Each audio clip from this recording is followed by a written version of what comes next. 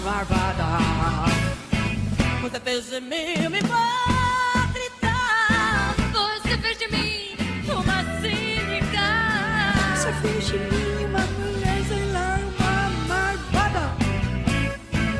Por isso eu sou vingativa. Vingativa. Com essa mulher Vingativa. reclama. Por isso eu sou vingativa. Ai, meu Deus do Vingativa. céu. Com essa mulher Vingativa. reclama.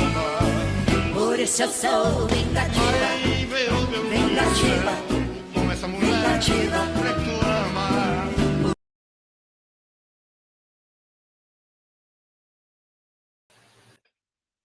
Boa noite, pessoal. Vocês estão me ouvindo bem?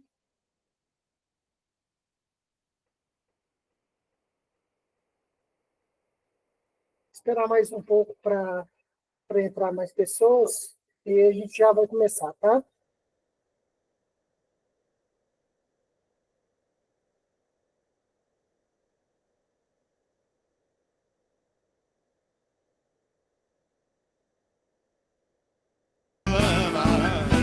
Asco de você. Essa mulher reclama. Asco de você. Reclama. Asco de você.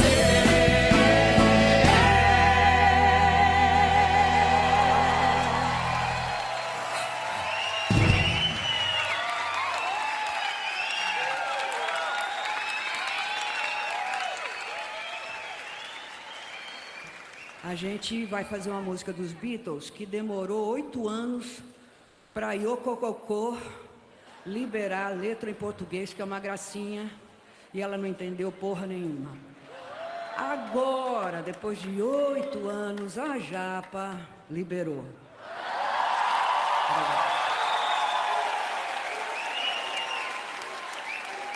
É a música dos Beatles em forró, em ritmo de forró. Pronto. Oxi.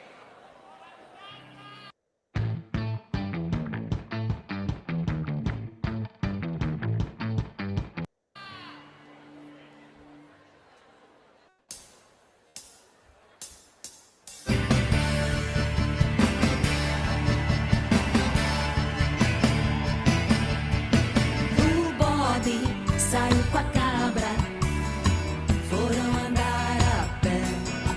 O bode pisou na cabra, a cabra gritou né. A cabra gritou né, yeah, yeah. A cabra gritou né.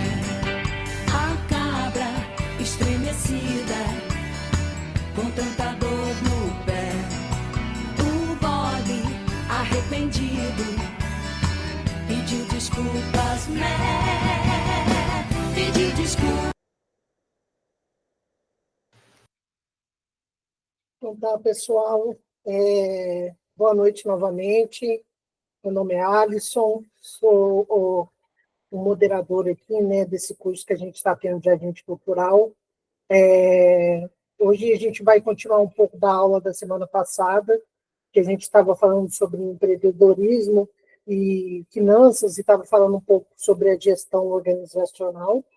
E hoje a gente vai complementar um pouco com finanças e falar um pouco também sobre essa questão que aborda também os projetos culturais, que tem a ver com a questão do empreendedorismo, não é? Que é a gestão financeira, que é uma análise financeira bem apurada do seu projeto, das ações que você vai executar, e é bom, interessante. Se tiver alguma dúvida, pode parar aqui, né, levantar a mãozinha, eu estou com outro celular aqui, dá para mim ver, e aí eu vou, com determinada da explicação, e tiver alguma dúvida, a gente vai esclarecendo quando surgir, tá, pessoal? Eu vou compartilhar aqui a tela, né, lembrando que a gente estava dando uma olhada no curso de como desenvolver o seu negócio, né? Desenvolvido pelo Instituto Besouro, que é o método By Necessity. Então, a gente vai continuar dando uma olhada, a gente viu umas aulas, né? Viu sobre a parte de marketing, viu sobre a parte de cor, por exemplo, né? Da psicologia das cores, viu um pouco sobre produto, praça, cliente, né? Vimos um pouco sobre o que é a propaganda, o que é uma fachada, né? O que é um meio de comunicação online, um meio de comunicação offline dentro das organizações, dos projetos. E agora a gente vai continuar vendo essa... A gente vai continuar vendo essa aula. Espera aí, deixa eu só compartilhar, porque eu peguei no lugar errado aqui.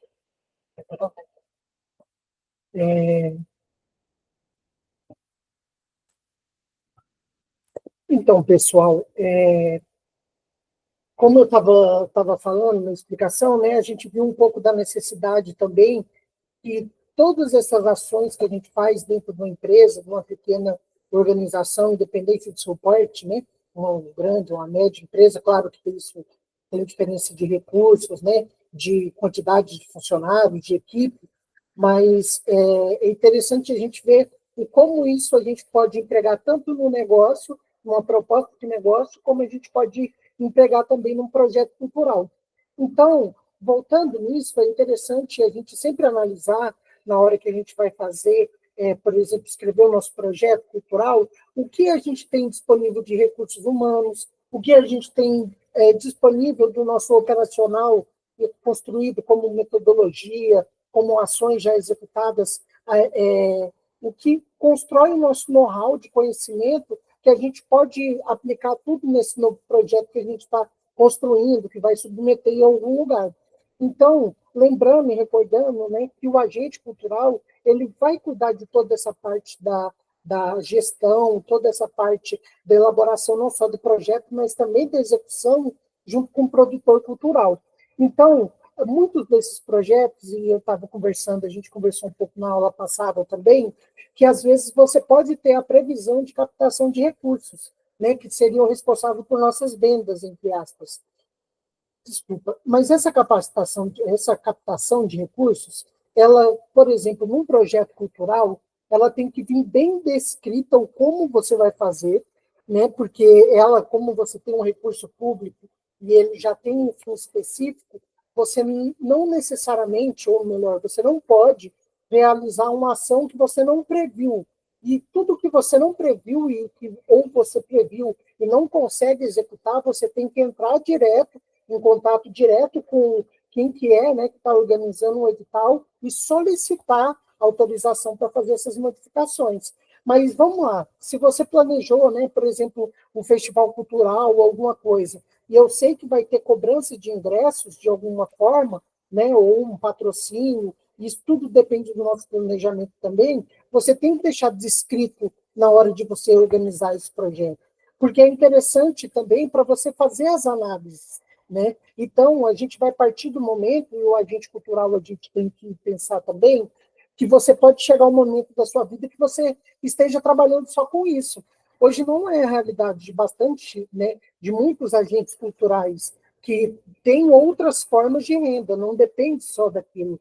Mas também a gente tem pessoas aqui também no curso que são de organizações sem fins lucrativos, né, são de outros tipos empresariais ou de outro tipo de organizações e empresas que têm por meio a captação de recurso para ele manter sua atividade. E essa captação de recursos ocorre de várias formas, que nem a gente veio falando nessas 3 aulas, né? Ela pode ser tanto privada como pública. Então, você deixando bem descrito num projeto, você formulando, fazendo todo esse planejamento estratégico, desde o recurso humano, a parte financeira, a parte operacional, do que você pode executar ou não, de investimento.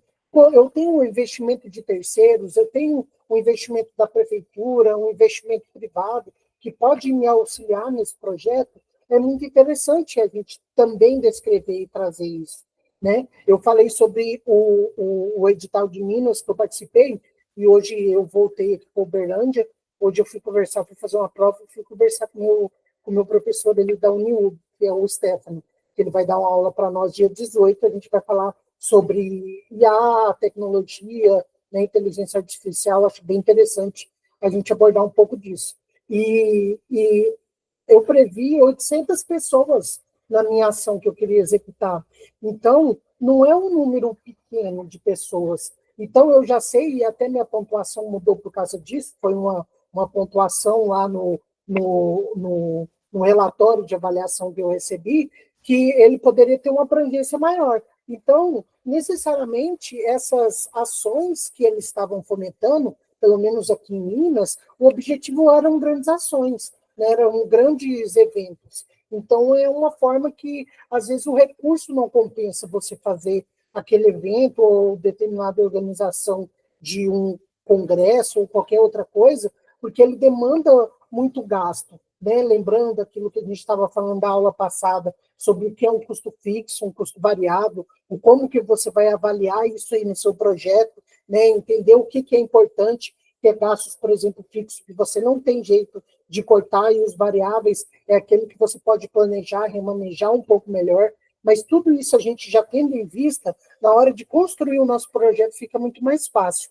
Então, é interessante, gente, a gente pegar e voltando de novo, eu não sei se todos estavam na aula passada ou já assistiram a aula, que a gente pegar e anotar tudo isso, né? Na hora que a gente vai construir, e isso é importante na hora que a gente escreve, por exemplo, um artigo científico, ou vai construir uma pesquisa, um projeto de extensão, você escreve um pré-projeto primeiro, principalmente na pesquisa, né? Dependendo da linha que você seguir metodológica, você vai escrever um pré-projeto e confrontar ele com outro projeto para ver a forma que ele está, os seus erros, o que você pode acrescentar, o que você pode diminuir. Então, isso é muito interessante da gente visualizar na hora da gente construir esse projeto.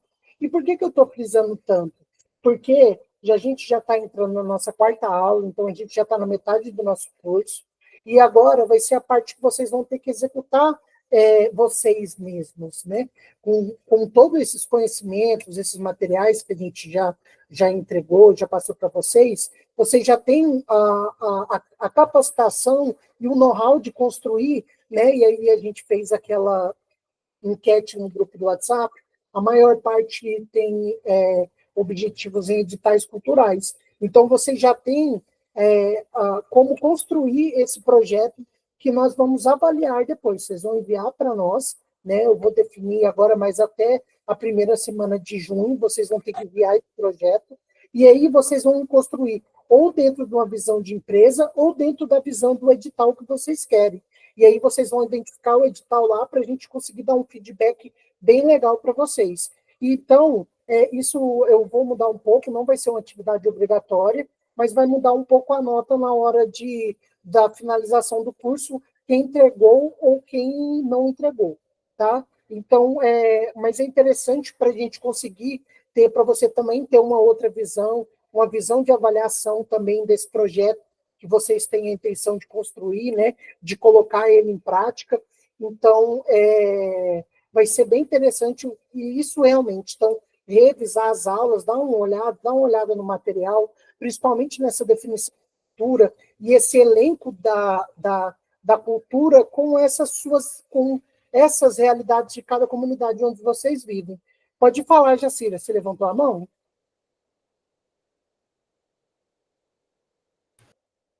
Jacira, acho que levantou errado. Então, ou outra pessoa levantou a mão, que eu não vi, para mim pareceu a Jacira. E é interessante a gente analisar, e depois de passar tudo isso no papel, a gente analisar essa parte das finanças. Essa parte das finanças, ela vai entrar também, né, quando a gente vai falar de empreendedorismo, de empreender, de construir um negócio, dependente da que área que for, é muito importante, e isso pode ser tão clichê, você fazer um fluxo de caixa, ou melhor, você conseguir entender como que está o comportamento dos seus custos, das suas despesas, dos seus gastos totais, né? Então, isso é muito importante também para a gente, como agente cultural, na hora que a gente vai avaliar para escrever outros projetos. Então, às vezes, a gente fez deu algum deslize, algum projeto, a gente viu que foi aprovado, mas viu que realmente essa ação não daria para executar daquela forma, Então, a gente, além de tentar mudar isso junto ao ente do edital, né, tentar mudar essa meta ou essa ação que é um pouco complicada, complexa da gente executar, a gente não pode fazer esse mesmo erro nos próximos projetos. Então, tudo isso é bom sempre a gente ter um banco de dados, um banco de projetos, e ali a gente vai definindo a nossa forma de escrever os projetos. E essa definição de forma é muito importante, porque ela vai dando uma característica única nos seus projetos. Hoje, a gente tem muito, e vocês veem plataformas online, cursos, né, essas coisas. Curso não, principalmente vendendo curso, mas vendendo um serviço ou um projeto pré-pronto. Mas você imagina que muitas vezes esses projetos, muitos usam chat GPT também, mas esses projetos, muitas vezes, eles são só copia e cola e não trazem aquela realidade, aquela perspectiva que o seu projeto poderia trazer. E isso é complicado, porque imagina você ir numa avaliação, você encontra vários projetos numa mesma estrutura, você vai falar, não, tem alguma coisa errada aqui. Então, eu entendo que é muito interessante, é bom que a gente tenha material, né, disponível para a gente construir esses projetos, mas é interessante que a gente construa um banco que a gente mesmo vai dando essa identidade para o nosso projeto, a identidade da escrita, a identidade de como que aquela comunidade está caracterizada, ou quais são as necessidades daquela comunidade. Né? E isso, claro, vai depender de quem vai estar avaliando esses projetos. Então, é interessante a gente ver, por exemplo, que nos custos fixos, né, que são aqueles custos que estão ligados à execução do seu projeto, mas que são muito engessados mesmo, que você não consegue modificar. Por exemplo, eu preciso fazer um festival e eu tenho que gastar com estrutura, com palco, com iluminação, e eu não consigo executar sem isso. Não é? Ou, por exemplo, eu vou fazer um festival que ele é acima de 3.500 pessoas, então ele precisa do alvará do Corpo de Bombeiros, ele vai precisar de brigadista, ele vai precisar de seguranças. Então, todos esses custos, a gente tem que emaranhar eles no nosso projeto, mas entender que esse custo é um custo que ele não vai mudar. Independente de você executar ele ou não, claro que você tem que executar o projeto, ele vai ser um custo que está interligado realmente com o seu projeto. É um custo que é diferente do variável, que você consegue formular ele um pouco melhor, que daí, por exemplo, na empresa, ele vai estar interligado com a parte de produção mesmo, matéria-prima, outras coisas. Então, esses custos variáveis são os custos que a gente tem que tomar cuidado também, mas são os custos que acabam que não vão dificultar a execução do nosso projeto. E aí você vai analisar assim, o custo total do seu projeto. Tudo isso a gente pensando, pessoal, e eu acho que eu pulei um pouco dessa parte, o que a gente está analisando aqui? Eu escrevi o projeto, eu fiz toda a minha especificação, trazendo sobre o meu público-alvo, tal, meus objetivos, tal. Agora eu estou na parte financeira, eu estou na parte da construção do meu cronograma financeiro, do meu cronograma orçamentário. Então, na hora dessa construção, você tem que fazer essa análise de finanças, uma análise realmente que também você vai fazer no seu negócio, né? Como que está, ou como que eu vou executar determinada coisa. Se você não tem essa expertise, se você não tem esse conhecimento, é interessante você procurar outras pessoas que já fizeram, né, que já fizeram algum projeto semelhante, ou que têm alguma experiência na área, para eles conseguirem te auxiliar e te dar vários insights que você consegue utilizar no seu projeto. Então, dentro disso, por exemplo, se você prevê um ingresso, uma cobrança de ingresso, de entrada no seu evento, você vai ter que fazer toda essa análise financeira, até porque você vai ter que dizer o quanto você vai faturar com isso, e aonde você vai aplicar esse recurso. Né? Geralmente, os recursos, os editais públicos, eles deixam fazer a captação de recurso, no entanto, o recurso tem que ser aplicado dentro do próprio projeto, ou de ações correlatas àquele projeto. Não pode ser um recurso que você pode simplesmente embolsar, ou ser beneficiado por aquele recurso de outra forma que não seja o projeto. Então, é interessante a gente analisar isso na hora de construir o nosso cronograma, a nossa análise financeira que vai em todos os projetos que você for construir, você vai ter essa parte financeira para você descrever, tanto projetos empresariais como projetos culturais. Então, é interessante a gente fazer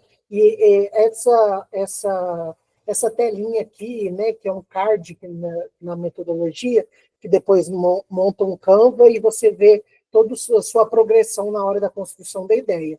Então, né, nesse momento aqui, o que vocês vão analisar? Colocar no papel, entender o que são gastos super importantes e o que são gastos que você pode, no decorrer do projeto, você pode dar uma modificada, né? Que nem eu estava fazendo uma citação da estrutura, uma coisa, mas os meus brindes podem ser outras coisas, né? Eu posso gastar um outro valor com brindes, porque eu posso adicionar brindes de outro parceiro que vai me doar alguns brindes, que vai me fornecer alguns brindes, então isso vai diminuindo meus gastos, porque ele não é um gasto fixo, ele é um gasto variável, ele não é um gasto que influencia a execução do meu projeto.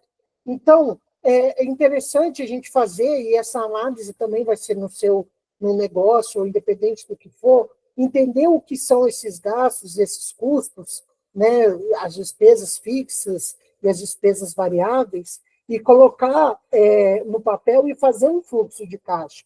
E esse fluxo de caixa a gente vai ver, muito importante, quem se inscreveu na lei Aldir Blanc, ou não, melhor, na lei Paulo Gustavo, com certeza do Mato Grosso, já teve a capacitação que eles fazem sobre a prestação de contas e execução do projeto.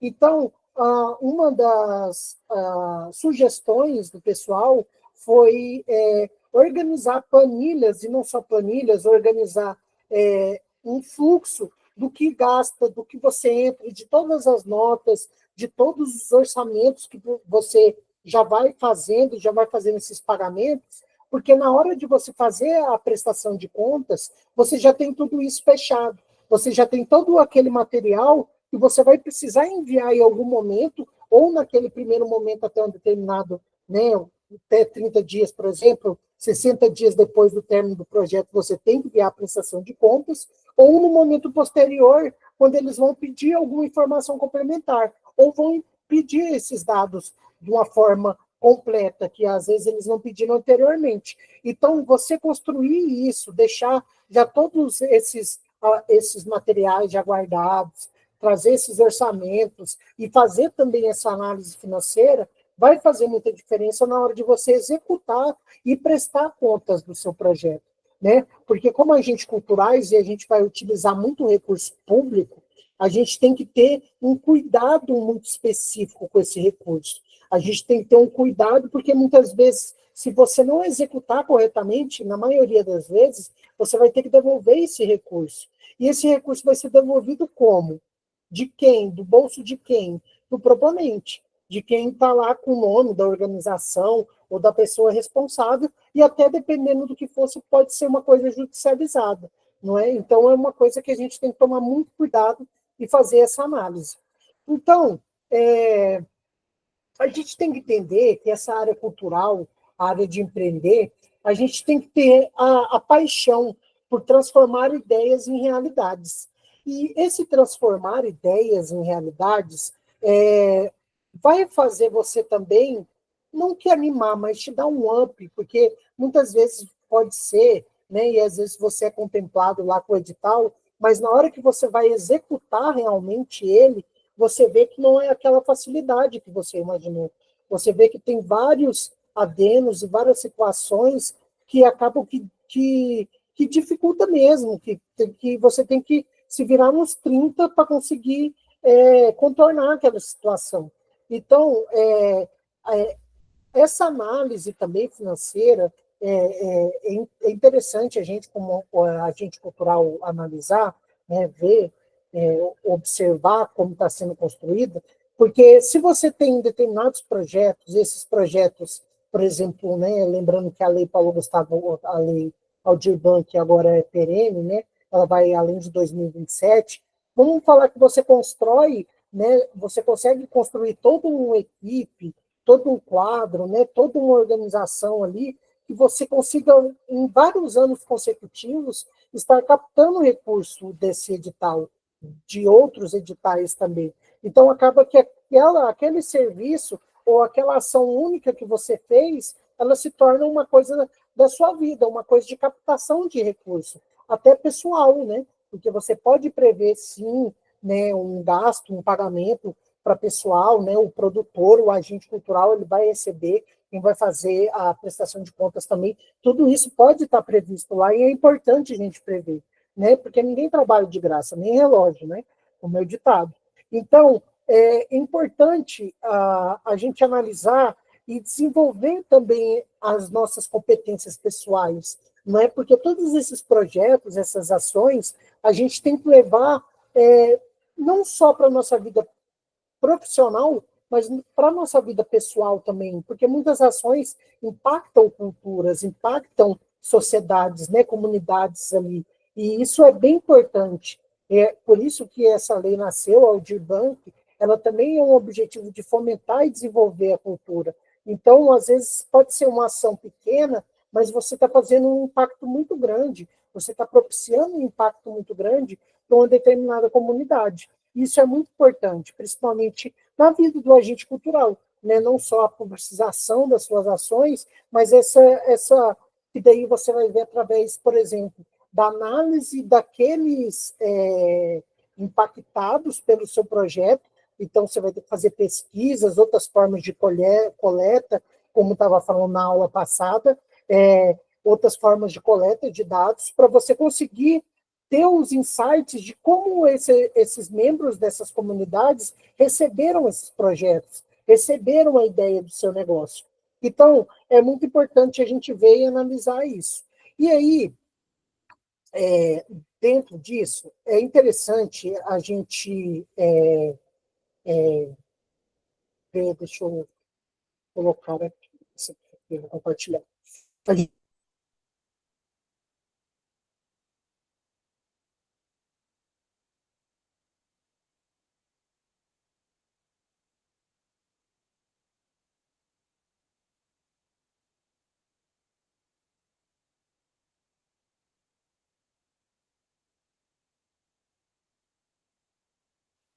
Tá sem áudio, professor?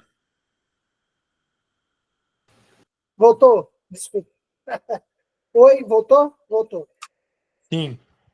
Então, voltando, é interessante a gente colocar e entender esses projetos culturais, essas ações culturais, de uma forma que a gente pode sintetizar tudo isso também numa visão científica acadêmica.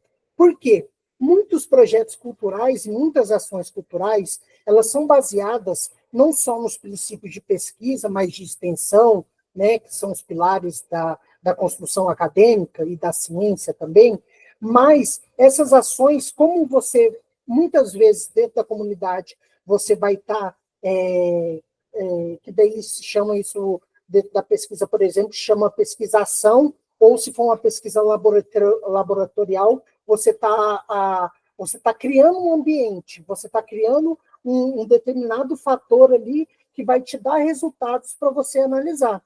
Então, é interessante a gente também fazer essa análise científica, acadêmica, porque muitos desses projetos você pode sintetizá-los em artigos, ou às vezes, né, um artigo acadêmico, um artigo para algum livro, né, alguma coisa assim, ou um próprio livro desse próprio projeto, porque além da publicidade disso que você vai ter, isso é muito importante para você construir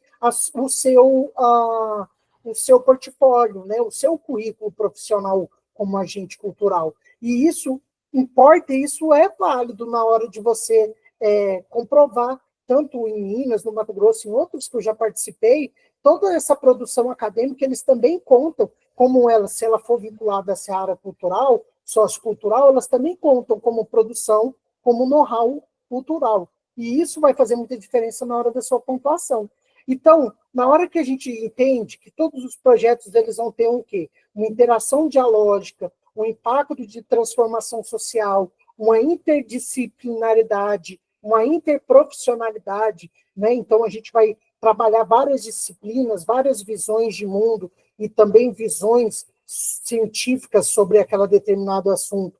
mas também com vários diversos profissionais, e isso vai ter não só impacto na formação de um estudante, de um profissional, de uma comunidade, e também na formação do próprio agente, né? Porque daí depende de como você vai fazer todas essas análises e o seu projeto é construído, você não só está fazendo, a exemplo, uma extensão universitária, que a maior parte vai ser, né, a maior parte desses projetos culturais, eles vão se caracterizar, sim, na extensão universitária, que está tendo aquele contato entre a universidade e a comunidade, mas principalmente a pesquisa, porque quando existe a extensão pesquisa, que naquele projeto, naquela ação que você está fazendo, induzindo um determinado fator, como ele é uma extensão, você também tem resultados para construir uma pesquisa.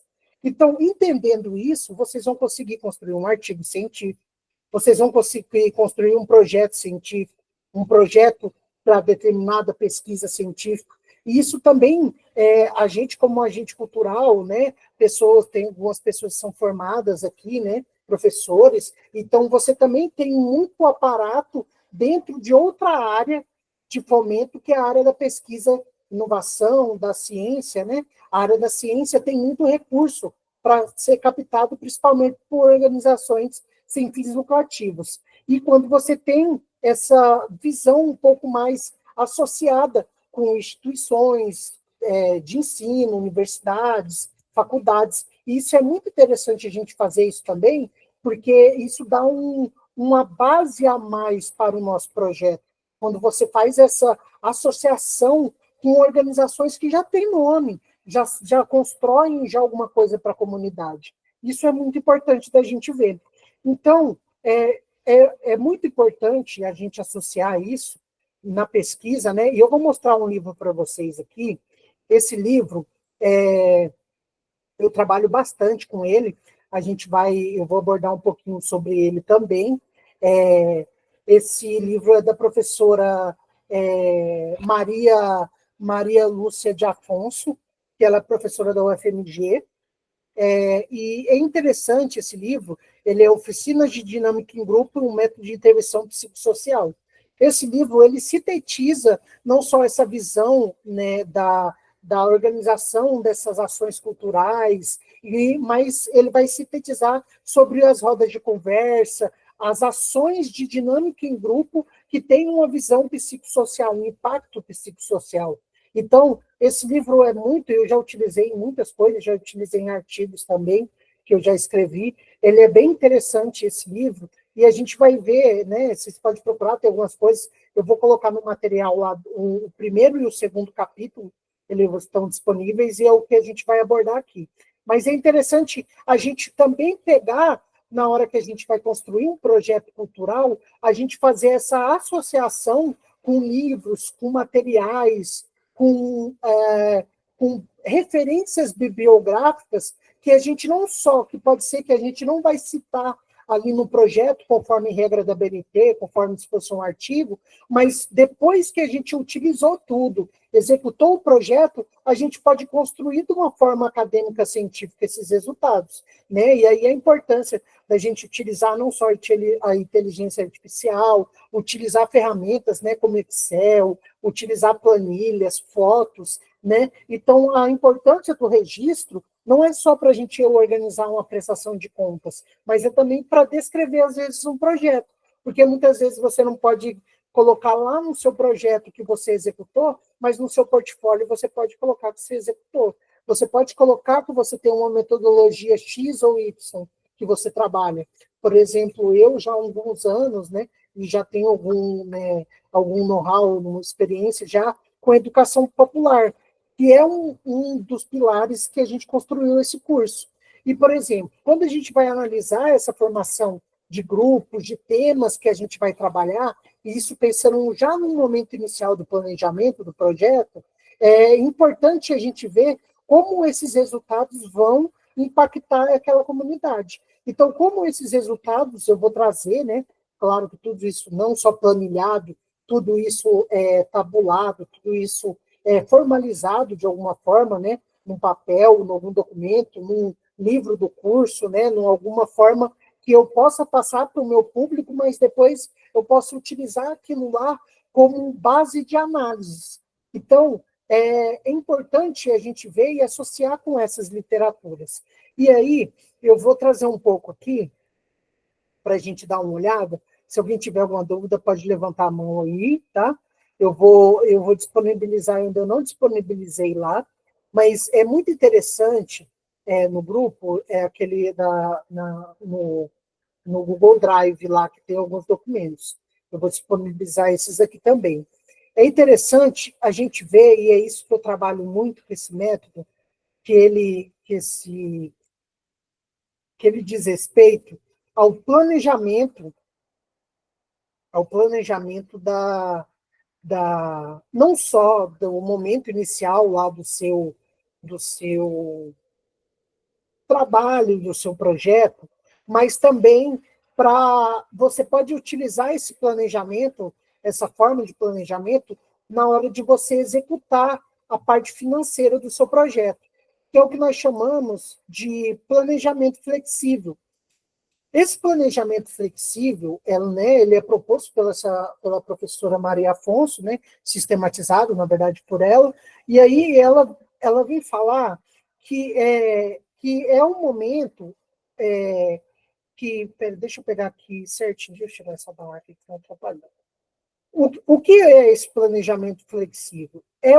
Quando você planeja uma oficina, uma ação, como um todo, detalhando cada encontro previamente ou planejando passo a passo. Isso à medida que os encontros forem acontecendo. Então, você tem um macro planejamento que você utiliza, mas as ações pormenores você vai executando a partir do momento que você vai realizando as suas ações. Então, eu fiz um primeiro encontro, realizei um primeiro encontro, depois de pegar todos os insights desse primeiro encontro, eu vou realizar o segundo encontro. No entanto, o planejamento flexível não quer dizer que ele não tem um planejamento, quer dizer que ele construiu de uma forma macro, né? Então veio a aspectos que eram maiores e sintetizaram o projeto, né? A ação que ele queria construir, e no dia a dia, no cotidiano, ele vai encaixando determinadas ações, metodologias que vão fechando o planejamento dele.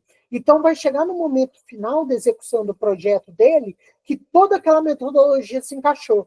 Tanto a metodologia do planejamento do projeto, como da execução, mas a gente tem um problema, né? Novamente, a gente tem essa questão burocrática e ela acontece, né? Não só para questões de pessoalidade, de publicidade, mas você tem que sintetizar muitas vezes isso num papel. Então, isso você colocar no papel, se você engessar demais, muitas vezes você vai ser aprovado num projeto inviável de você executar. E aí, o que você vai fazer? Já recebeu o recurso, você vai ter que pegar e falar, não, eu não vou conseguir fazer e vou devolver todo o recurso? Beleza, se você não gastou, beleza. E se você gastou? Você vai ter que devolver e tirar dinheiro do seu próprio bolso. Então, é interessante a gente analisar esse planejamento flexível e entrar novamente nessa definição, que ele não é uma coisa assim que está fora não só da realidade, mas que está fora de ser alguma coisa estruturada. É uma coisa que você vai pensar também, não só temas, ações chaves que você vai trabalhar, e aí, como você já descreveu, por exemplo, um método, e muito você tem que descrever um método que você vai utilizar para trabalhar o projeto, você vai interligá-lo, né? Interligar tudo isso e utilizar, por exemplo, o planejamento flexível na hora de você fazer o seu cronograma, o seu orçamento financeiro. Então, o seu orçamento financeiro, por exemplo, eu quero comprar canetas, pensando em brindes, né? Eu quero comprar canetas, umas cadernetas e chaveiros. Então, por que eu não posso sintetizar tudo isso em brindes, e colocar unidade X de brindes, se eu tiver dessas quantidades, e sintetizar isso numa macro categoria, que isso não vai me engessar. Por exemplo, eu quero um coffee break, eu vou colocar, eu quero fazer um café e quero comprar salgado, um bolo. Então, por que eu não sintetizo isso num coffee break? Lembrando tudo isso na parte financeira. Então, tudo isso você vai sintetizar em macroações, que depois elas vão desencadear nas microações. Então, por exemplo, eu vou pensando já na metodologia do projeto. Eu pensei que eu estou planejando uma ação que eu vou trabalhar com a comunidade indígena, e lá eu sei que eu vou fazer, eu vou precisar ou fazer várias ações de reconhecimento das ações culturais, ou eu vou trazer um público de fora para ser apresentado lá. E aí, nessa ação, eu sei que eu tenho artesanatos ou vários tipos de conhecimentos ali que eu posso utilizar. Então, em vez de você prever uma ação específica, que nem, por exemplo, a compra de um artesanato X ou Y, você pode colocar essa ação toda caracterizada como um fomento, né? Ou uma bolsa, por exemplo. Isso eles contam muito, né? Isso eu fiz no meu projeto. Eu defini, por exemplo, em vez de contratar com um cargo administrativo, alguma coisa, até pelo recurso, eu contratei bolsistas culturais. Então, você sintetiza isso em uma ação mais macro, para depois você conseguir não ficar tão engessado na hora de executar a sua ação cotidiana, que vai ser o dia a dia do seu projeto. Então, é importante a gente ver também, e aí o planejamento flexível demanda isso, deixa eu ver aqui, as grupais.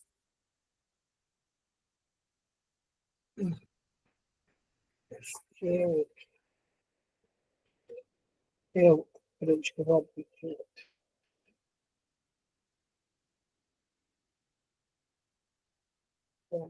Estava aberto.